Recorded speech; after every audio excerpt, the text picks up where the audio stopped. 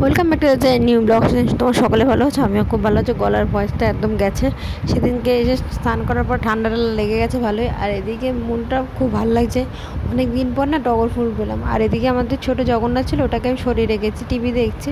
টগর ফুলটা খুব ভালো লাগে বেশ। আমাদের যখন বাড়ি ছিল তখন টগর ফুল গাছ ছিল, মানে ওটা তো এখন ফ্ল্যাট হয়ে গেছে, তো গাছটা ভেঙে দিয়েছিল। খুব খারাপ লেগেছিলো, কষ্ট হয়েছিল বেশ।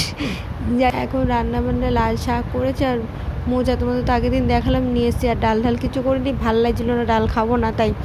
তো খাওয়া দাওয়া করবো, খিদা তো হালকা ফুলকা পেয়েছি, আমার বেশি পাইনি অবশ্য, হালকা ফুলকা সকালে একটু খেয়েছিলাম। আজকে ব্রেড ছিল শুধুই খেয়েছি। আর প্লিজ ব্যাকগ্রাউন্ডটা ইগনোর করো, কারণ বৃষ্টির জন্য জামা কাপড়গুলো আমাকে ঘরেই মেলতে হচ্ছে, আর কিছু করার নেই। আর আমি সারাদিনে অনেকবার চেঞ্জ করি, কারণ আমার অ্যালার্জির জন্য প্রচণ্ড প্রবলেম হয়, মানে এমন প্রবলেম হয় সেটা হলো চুলকার। এখন একটা আমি মেকআপ ভিডিও করছিলাম, শ্যুট করছিলাম, তার জন্য মাথায় সিঁদুর পরা রয়েছে।